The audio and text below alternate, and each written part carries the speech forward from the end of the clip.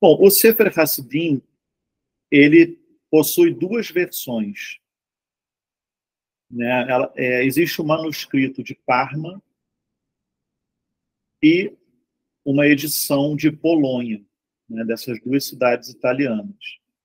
E o mais antigo, né, data de 1538. Mas estudiosos também percebem que existem, na verdade, 14 versões do Sefer Hassidim, que são todas agrupadas em torno dessas duas principais versões. E o autor, ainda que seja colocado como Yehudá HaHassid, filho de Samuel HaHassid, né? Nós vimos Samuel HaHassid é o pai, Yehudá HaHassid é o filho, né, daquela família Caloninos, e o Eleazar de Worms é o aluno do Yehudá HaHassid e parente também, né, também dentro da família Caloninos. Esses são os três principais que vimos, né? Então, ainda que o Sefer Hassidim seja atribuído ao Yehudá HaHassid, na realidade se trata de uma edição dos testamentos literários desses três fundadores do movimento. Agora eu gostaria de ler para vocês aqui uma definição do Sefer Hassidim que o site do Sefaria nos dá. Sefer Hassidim, o livro dos piedosos ou dos pietistas, né, como a gente tem traduzido mais, é um guia ético e legal para a vida cotidiana e um texto fundamental do Hassidei Ashkenaz, um movimento místico e ascético que floresceu na Alemanha durante os séculos XII e XIII. A obra ensina os justos como se vestir, falar, orar, trabalhar, dormir, interagir com os vizinhos gentios e tomar decisões de vida, como com quem se casar e onde morar.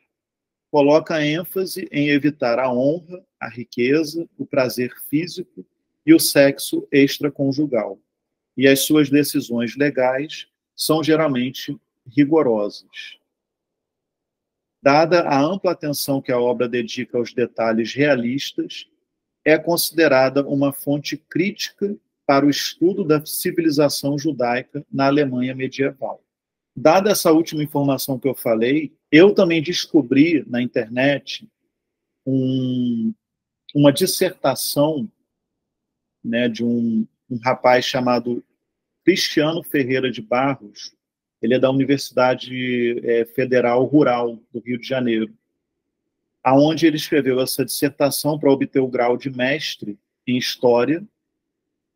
E olha só o título da dissertação dele: O pietismo medieval nas comunidades judaicas e germânicas e a representação socio-religiosa presente no Sefer Hassidim. Então, é uma dissertação fantástica, que dá um enorme panorama histórico, vai preencher várias lacunas que eu não soube trazer aqui em aula. Então, se vocês quiserem ler como aprofundamento, é maravilhoso, né? Não é muito grande, são 90 páginas, incluindo, acho que umas 3 ou 4, só de referências bibliográficas. Também é muito bom se vocês quiserem buscar as referências do autor.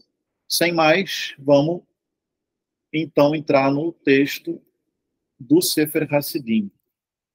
A quem se destina o livro, capítulo 1. Isso é chamado de Sefer Hassidim, livro dos piedosos. Seu conteúdo é doce e muito desejável. Foi escrito para aqueles que temem a Deus e reverenciam seu nome. Há um Hassid cujo coração deseja o amor de seu Criador, para fazer sua vontade completamente. Mas ele não sabe quais questões assumir, quais questões evitar, ou como mergulhar completamente para fazer a vontade do seu Criador. A razão é que os corações se tornaram deficientes. Então, como vocês percebem aí, logo a introdução do livro, logo o capítulo 1, ele já orienta o olhar, né, do leitor para a gente entender para que serve esse livro. Esse livro tem o objetivo de atingir quem?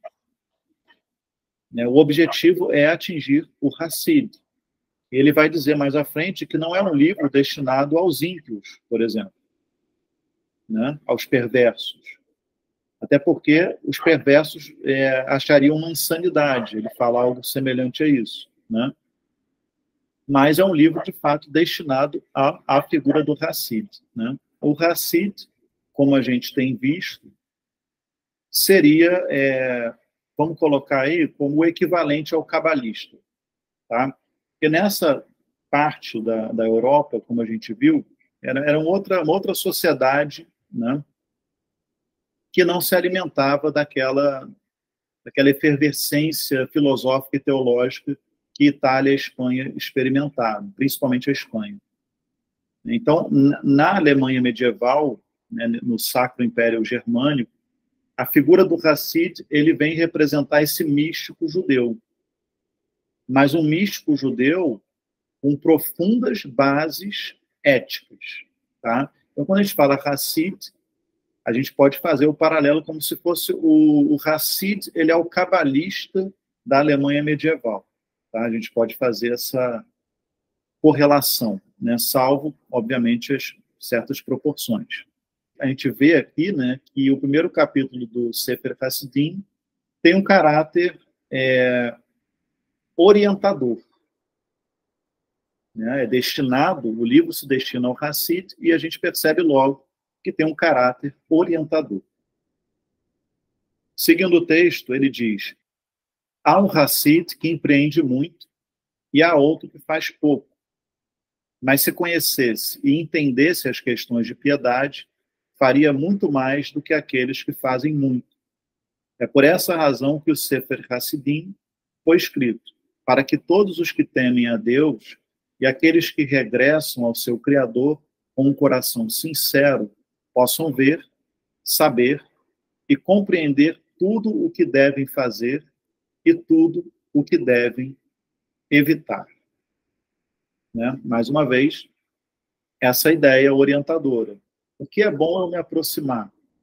O que é bom eu me distanciar? Esse livro não foi escrito para os ímpios, pois se o lessem, grande parte do seu conteúdo lhes pareceria absurdo. E se comunicado a eles, eles ridicularizariam isso. A respeito dele, Salomão, em sua sabedoria, disse: não fales ao ouvido do tolo, porque desprezará a sabedoria das tuas palavras. Provérbios 23, 8. Da mesma forma, quando Salomão escreveu Provérbios, não se destinava aos ímpios, pois mesmo que ele os confrontasse com toda a sua sabedoria, não teria servido nem para melhorar os seus corações, nem para encorajar o seu regresso a Deus.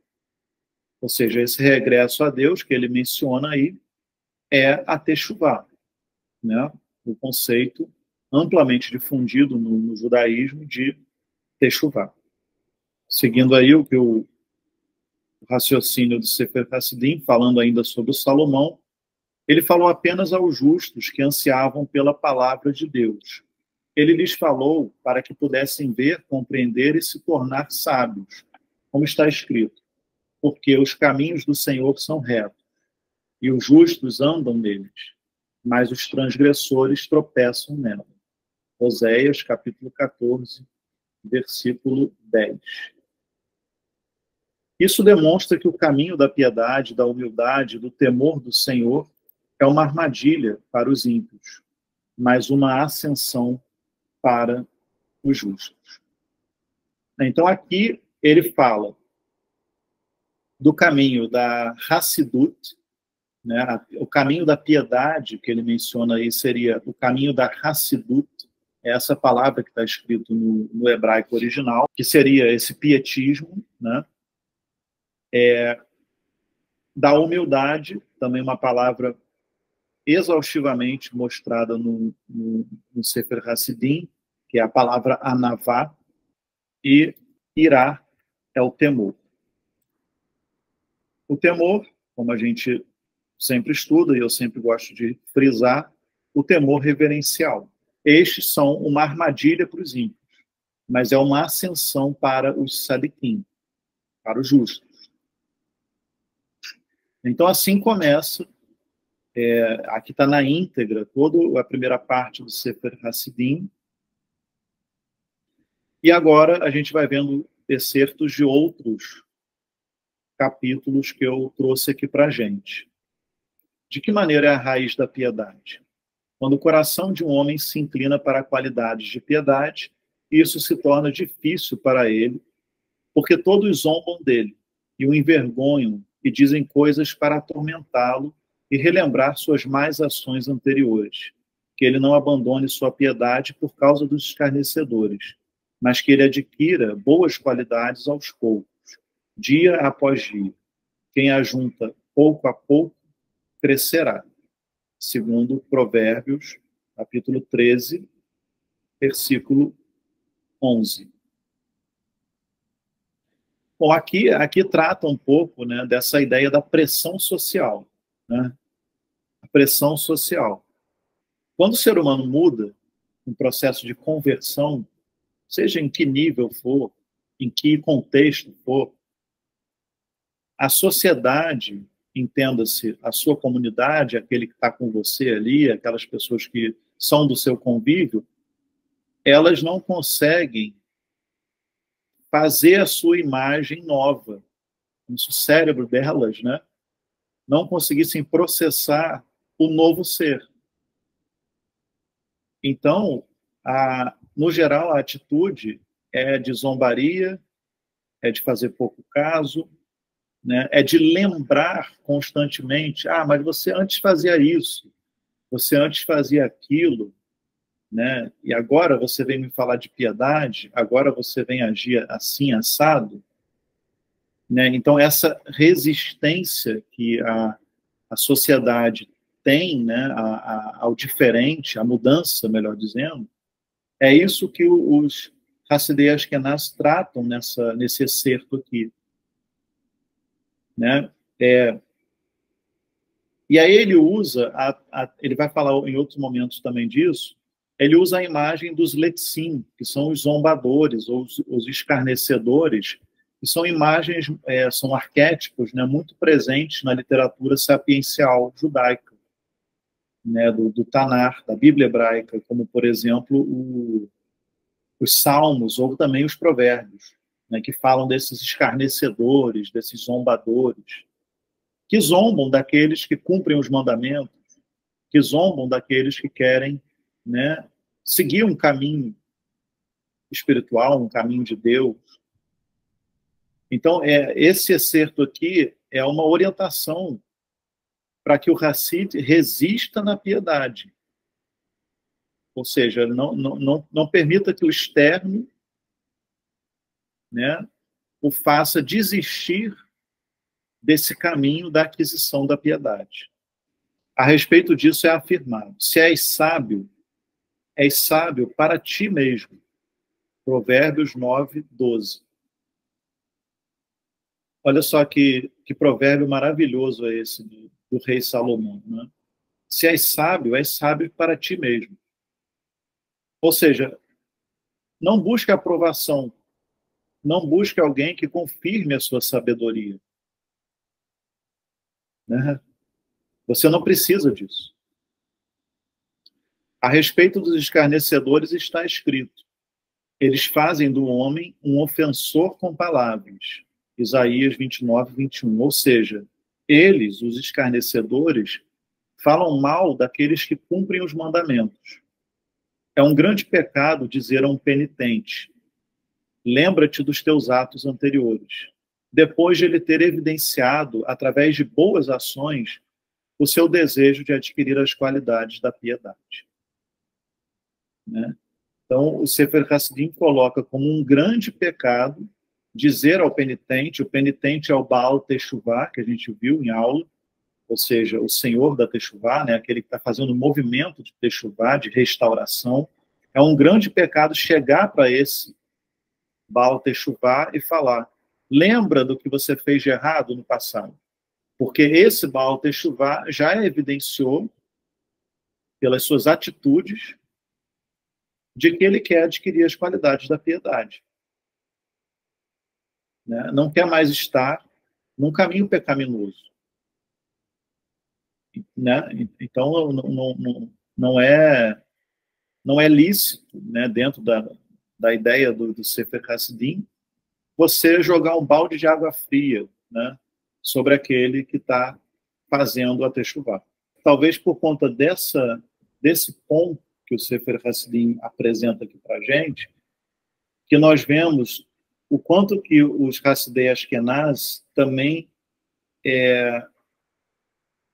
falaram, né, sobre vergonha, né, sobre a capacidade que o Hassid tem que ter de suportar a vergonha e o escárnio.